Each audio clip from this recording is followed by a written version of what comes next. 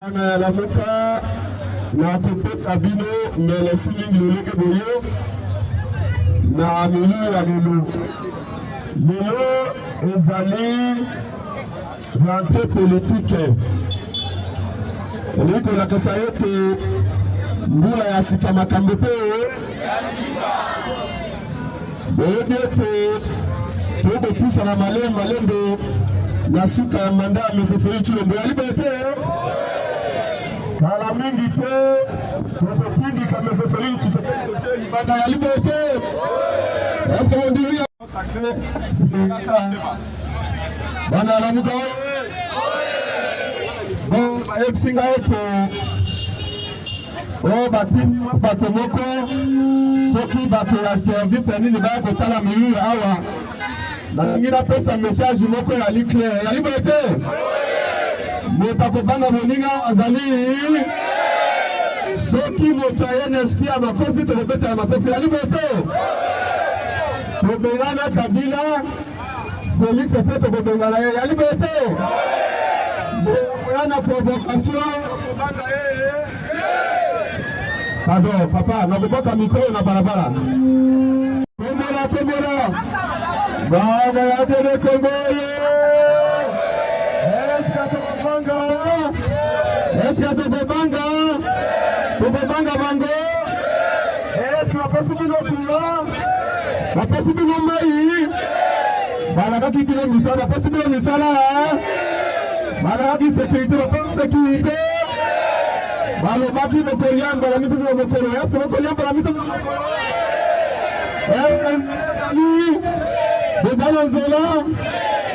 Est-ce qu'il y a beaucoup de la sécurité? Kisasa ekomi ville piscine mikolo nyonso boko dinende na film est-ce que ezali malamu yango tolobi na bango soki ozali policier ozali militaire ozali agent service ya renseignement esika na yo ezali awa ya lumumba ya pende na este kolibere mekali bote donc tolobi ebandi manifestation oyo na kimia Mokosukisa yango na kimia motakobangisa biso azali Motoko na 2 minutes ezali nani? Est-ce que ils sont bachandaka yango? Ils sont bachandaka yango? Voilà. Yami Balé nalingi tosala exercice moko simple.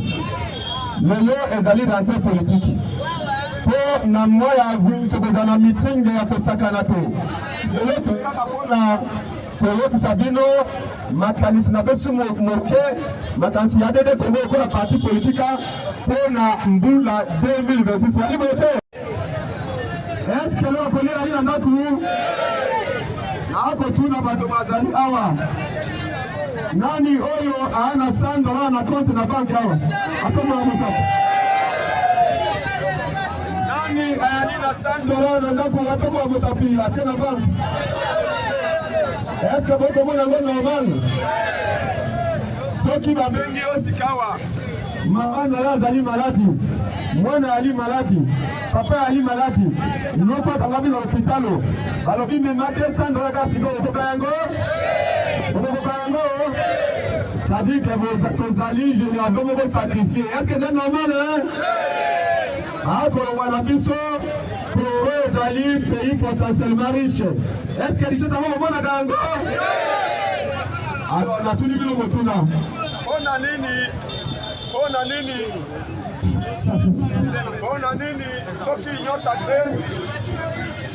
On a nini soki union sacrée. A Dieu meeting na stade.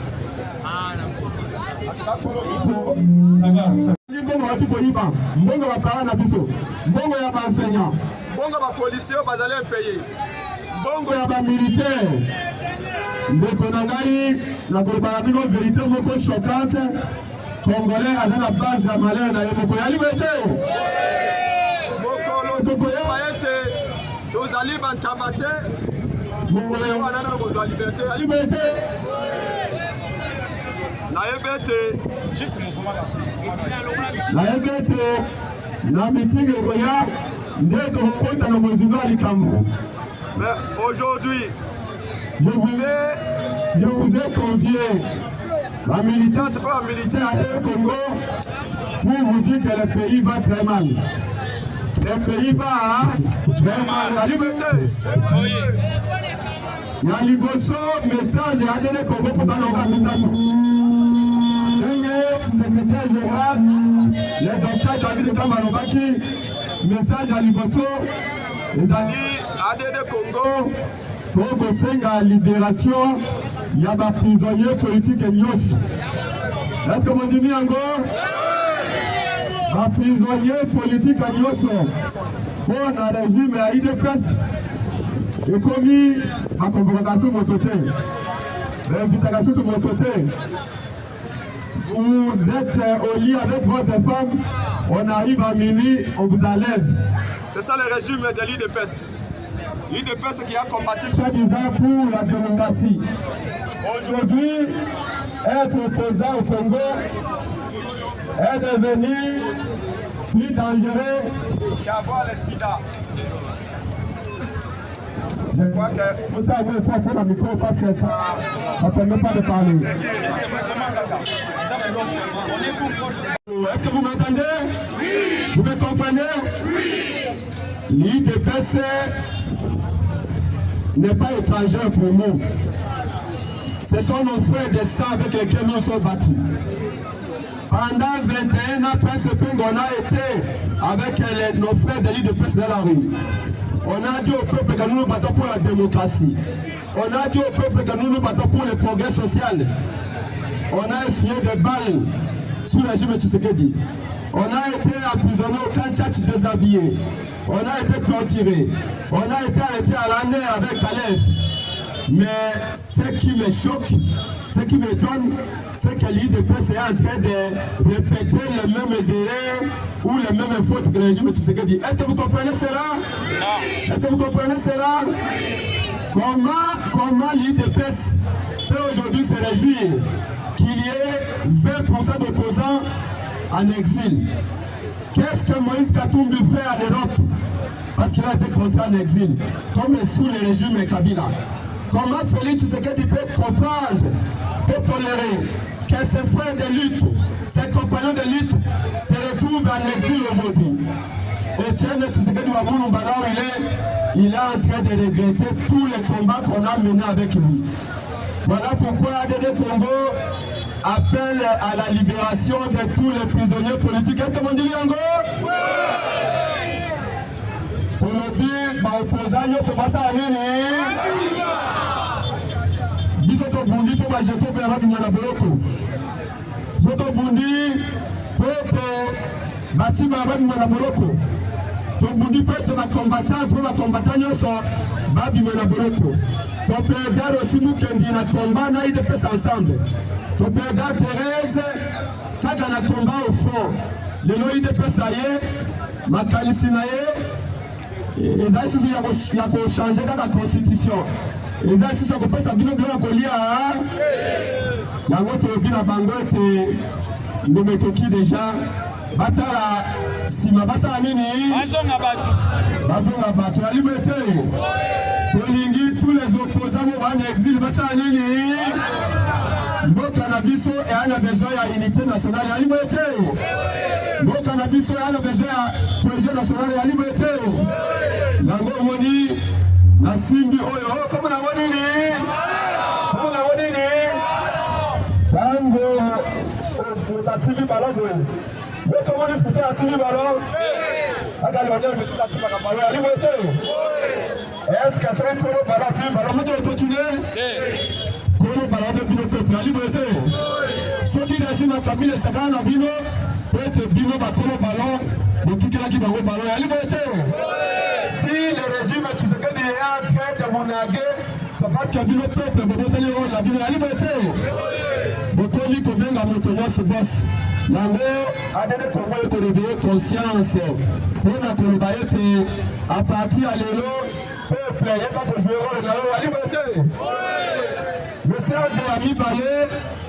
Les alliés pour la colobaïté, c'est un dialogue national inclusif. Est-ce que vous dites bien encore?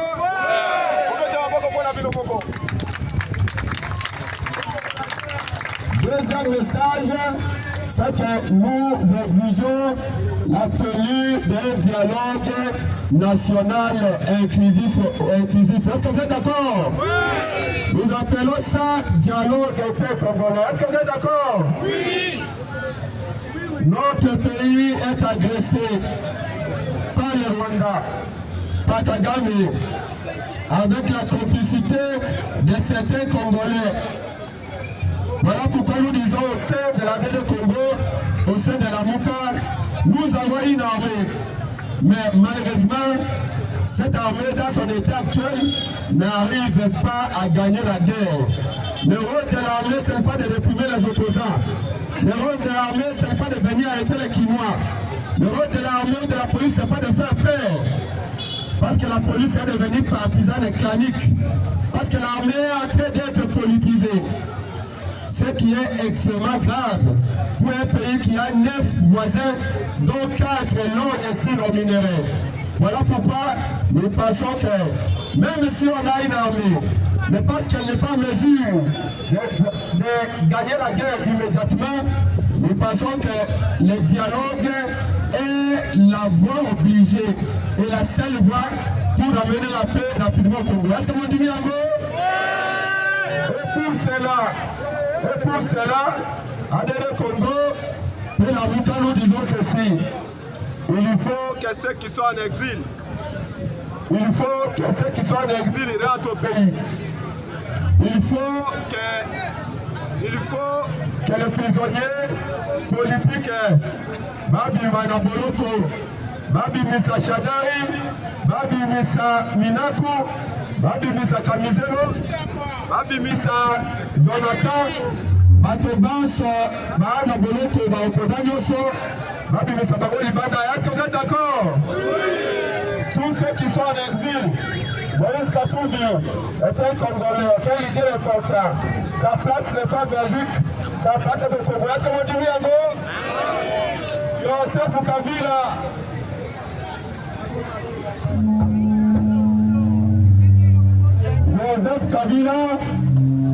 Joseph Kabila nde Joseph Kabila nde qui nos peuples autant na mokongo ya liberté.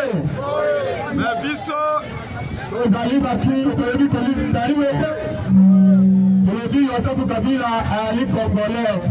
Grâce na ye ali te libanda aye kakalokola mokibakaina Joseph Kabila pasali nazonga na mboka ya liberté. Tobana na mesa moko biso bato tosenga peuple pardon ya liberté. Po bango nyonso bazali peuple mabe ya liberté.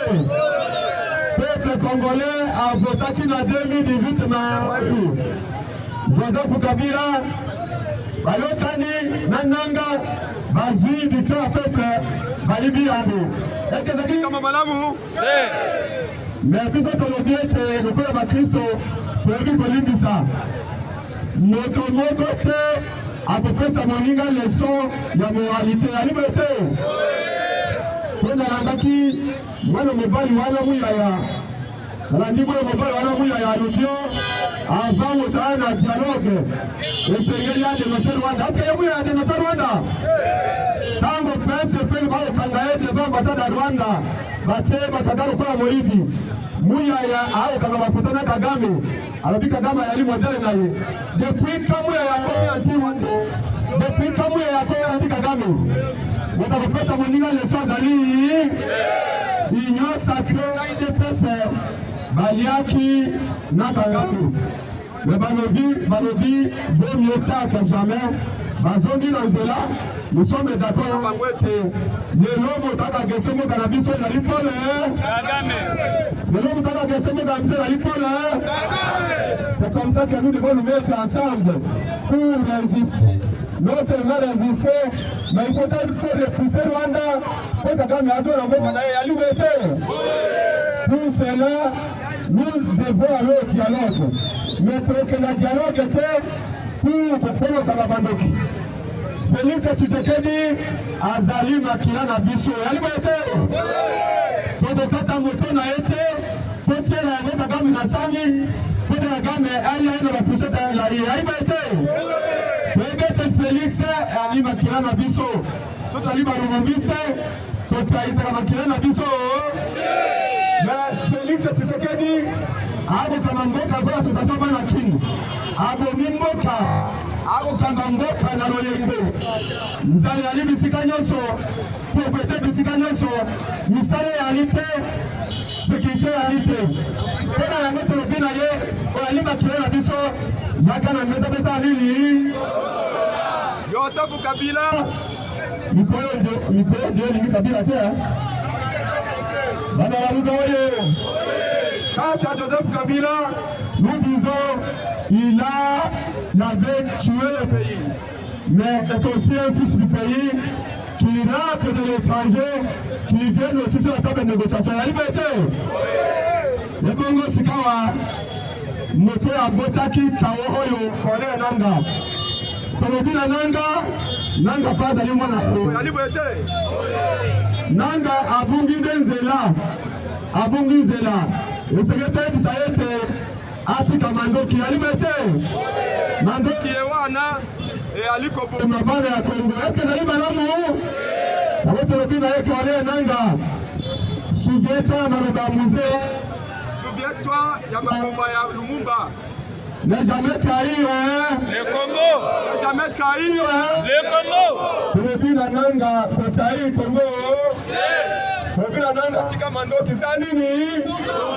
Zonga na Congo, yaka na mesa, professionnel, bokota pepe bala miso, oya kosenga pepe paranoia. Pepe, eza na Nanga, eza na Kabila,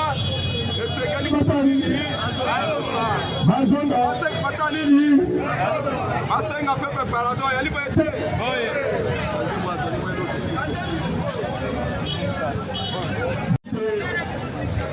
Soki continue mboka na biso bakodiviza ngo na 4 parties ya liberté. Congo esengeli etika na 1 unitaire et visible ya liberté. Makambo ya fédéralisme ya Congo ezali makambo ya balkanisation ya Congo ezali mpona yango nous irons au dialogue pas pour chercher l'essentiel nous n'irons pas au dialogue pour aller dire que toi tu es saint, toi tu es essentiel. Tous ont péché, tous ont besoin du pardon du peuple. La liberté. Voilà pourquoi je dis encore à M. Mouyaya. Nalobi na mwana mobali wana Mouyaya atika makelele akotia. Le Congo connaît 3 crises. Le Congo est en train de traverser par 3 crises. Il y a la crise politique qui est même la première. Liée aux élections frauduleuses. Cette crise-là, le Congo connaît 3 crises. La première crise, elle est politique. Est-ce que Banana Moubato Koyi? Est-ce que Banongi Bisso? Balobaki Baye pour la démocratie. Est-ce que la possibilité de démocratie? Balobaki Baye pour l'état de droit. Est-ce que la possibilité de droit? Balobaki Tobelian Balami c'est le retour. Est-ce que la possibilité Yango? Est-ce que la possibilité Nzela? La possibilité Maï? La possibilité Lopiliki? Est-ce que ma braquage est sur le Bissassa? Est-ce que Koulou de Sili? Est-ce que Tokoli Amoke Natongo? Il dépasse le voulu dans le voulu. La liberté.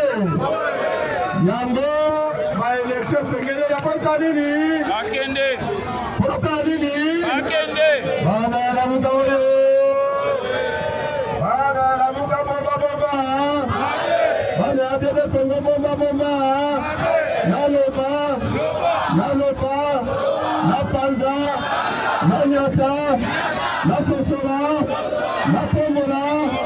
Na Kitissa. Est-ce que tu me Est-ce que tu me Bachaki te mena la muka. Est-ce que ma petite biso ma comme maladi biso?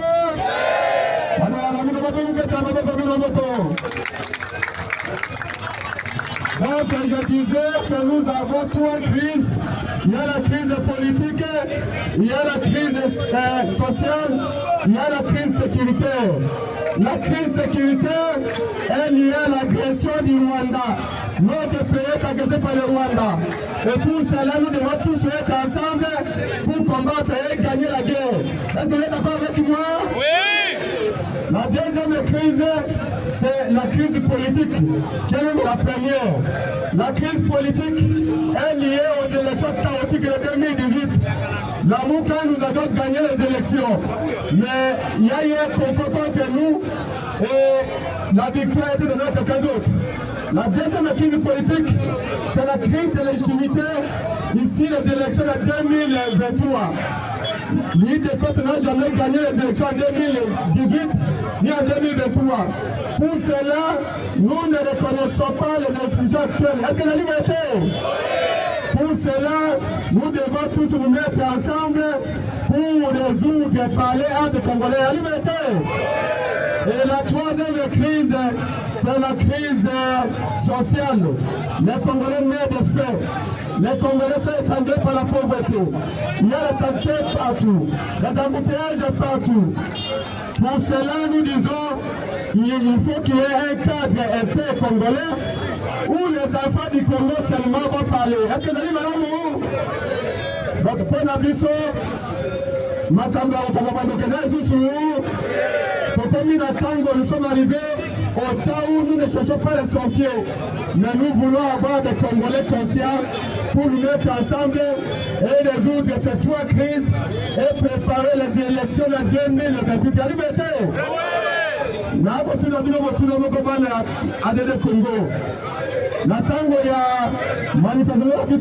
Politique 2006. Est-ce que vous avez un glissement? Est-ce que vous avez un glissement en 2028? Bana la muka mwanadiyo malamute. Bana la muka oye! Natuna bilo motuna. Natuna bilo motuna.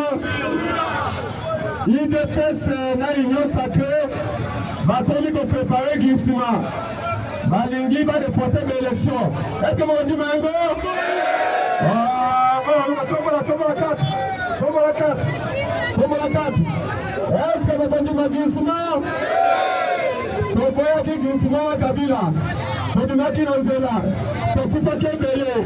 Est-ce que dans 2018 vous avez dit la 2028 vous avez dit glissement? Est-ce que vous allez accepter le glissement? Vous allez accepter le report des élections? Nous disons à ceux qui gouvernent le pays, nous sommes pour l'apaisement, nous sommes pour la cohésion, mais nous n'accepterons jamais les glissements. La liberté. Voilà, moi j'ai trois messages. Les trois messages de la Mouka, les trois messages de la DD Congo. Nous vous remercions, vous tous qui êtes venus de toutes les 24 communes de Kinshasa. Descendant le Mumba, nous allons la peuple, ma chauffeur va faire la grève. Bani basa grève après Banzé Zali. Banzé Amabe. Bakaseri policier. Batak Sebele. Batak Sekirikiri. Est-ce que vous appelez ma chauffeur? Vous savez ma chauffeur la grève de Bango? Mais pour notre idéal, les allées que résoudre les revendications de ma chauffeur dans le Bango. La liberté. Ndenge moko pe na kopesa mbela awa boye ba Congolais bilenge basaka na ba Libanais na bendo Pakistanais na étranger bazali mal payé ya liberté na ba super marché bokendaka wana bafuta bato ba $100 bafuta bato ba $80. Est-ce que zali malamu? Mosala ebandaka na 8h, mosala ekosuka na 18h, okofuta $100 na moto. Est-ce que y a une crime? Et puis, quand on a la Kiti, on a dit Banda Mboka,